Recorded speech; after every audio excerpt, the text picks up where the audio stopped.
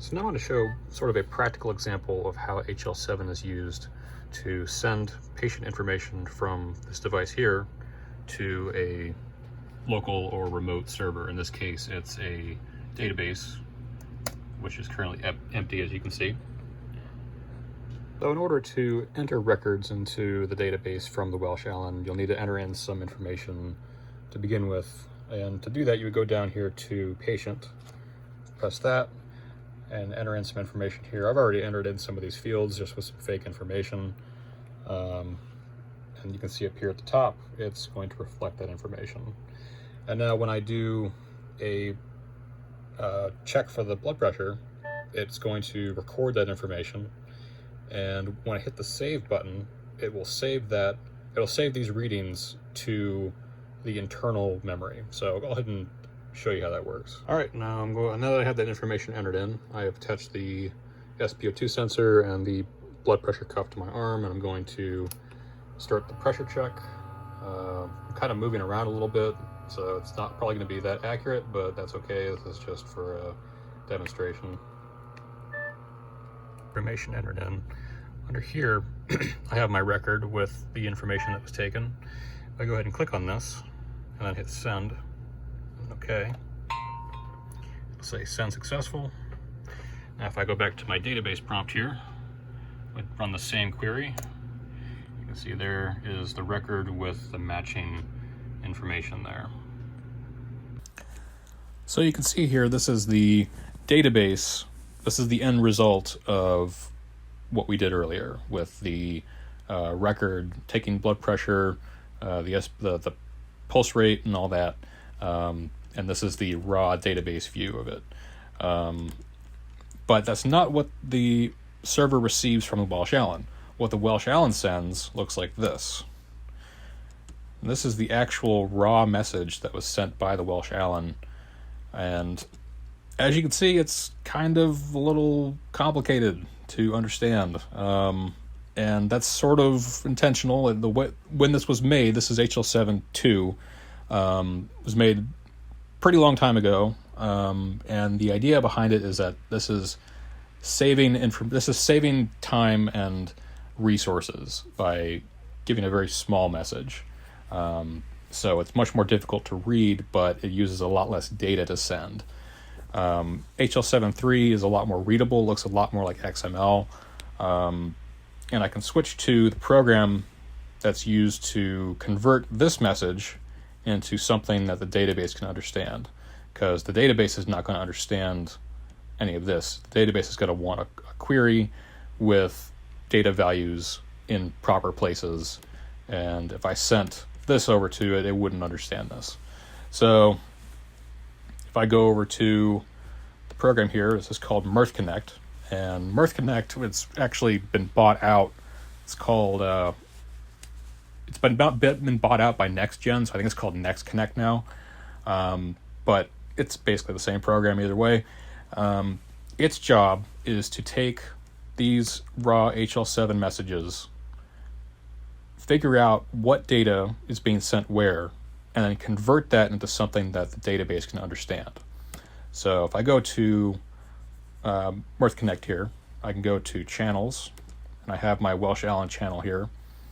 And if I go to the edit channel, you can see here there is, go to my source, that's the source being the source for the server, so that's where the server is going to receive information. In this case, it's a TCP listener on a certain port. That basically just means that the Welch Allyn is going to be able to talk to the server as if it was just a normal server, like a web server. Sort of. It's not exactly like that, but it's close enough to still be somewhat accurate. The destination in this case would be the database. So this program, Mirth Connect, sits in between the Welch Allyn and the database. So it receives the message from HL7 message from Welch Allyn. It figures out what data is trying to be sent and decodes that, and then converts that into a SQL query, which looks like this. So I've insert into patient, and then patient ID, first name, last name, blood pressure information, and then the pulse rate. and it will send in these decoded values to the database and insert it as just another row into that database. There's also a little bit of a behind the scenes work here with the scripting, because the Welch Allyn sometimes likes to send characters that are not interpreted very well by Mirth Connect, so this just removes that.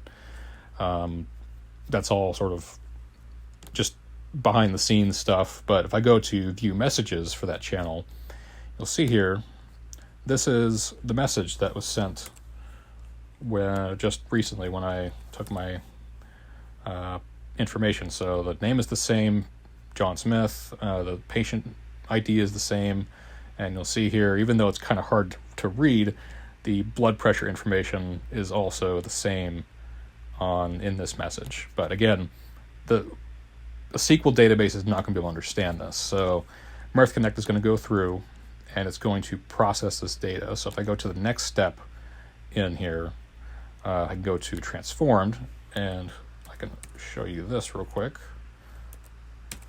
So this is a converted form of that same message, and it's taking the message that was sent in HL7.2, in this case it's converting it to HL7.3. So it's a bit easier to read. You can see that has the PID numbers, and it actually has the separations like XML, or the delimiters like XML. So it has the open and close brackets, same as XML, as opposed to this, which just uses character delimiters to separate fields. But even then, this is not enough for the database to understand. So what we'll do instead is it will further convert it and then pull out the information. So this is the actual sent query to the database.